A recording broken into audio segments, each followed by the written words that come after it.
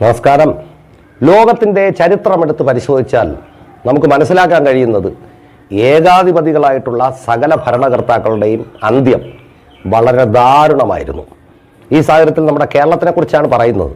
ശബരിമല വിഷയത്തിലുള്ള സർക്കാരിൻ്റെ നിലപാട്, CPM എന്ന പാർട്ടിയുടെ നിലപാട്, ഇത് അടിക്കടി മാറിക്കൊണ്ടിരിക്കുന്ന ഒരു സാഹചര്യമാണ് നമ്മളിപ്പോൾ കണ്ടുകൊണ്ടിരിക്കുന്നത്.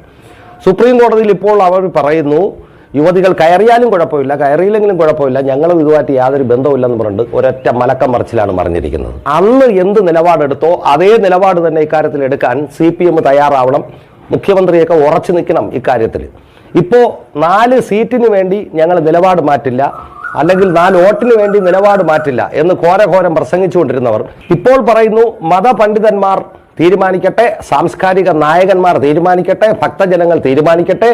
ശബരിമല ഒരു വലിയ വിശ്വാസത്തിൻ്റെ കേന്ദ്രമാണ്, അവിടുത്തെ അഭിപ്രായങ്ങൾ പറയേണ്ടത് ഭക്തന്മാരാണ്. ഇതെല്ലാം ഭക്തന്മാർ ഒരു സമയത്ത് ഘോരഘോര ആവശ്യപ്പെട്ട കാര്യമാണ്. പക്ഷേ ശബരിമല വിഷയവുമായി ബന്ധപ്പെട്ട് ആചാര അനുഷ്ഠാനങ്ങൾ ലംഘിക്കപ്പെടുന്നു എന്നുള്ള കാര്യത്തിൽ സമരം ചെയ്ത നിരപരാധികൾക്കെതിരെ ഇഷ്ടം പോലെ കേസ് നിങ്ങൾ ചാർജ് ചെയ്തു. ആ കേസൊന്നും നാളിതുവരെ പിൻവലിച്ചിട്ടില്ല.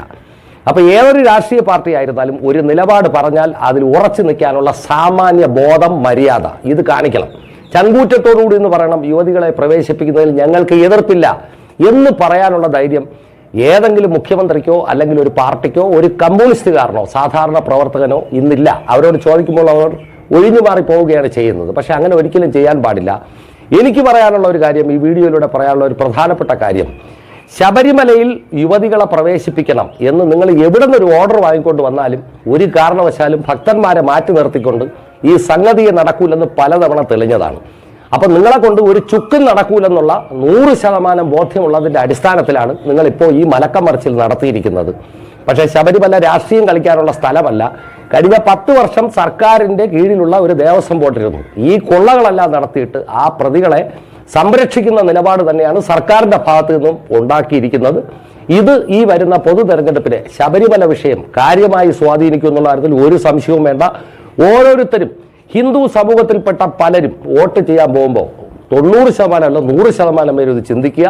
ഈ സർക്കാർ ഭക്തന്മാർക്ക് വേണ്ടി എന്ത് ചെയ്തു, ഇനി എന്ത് ചെയ്യും?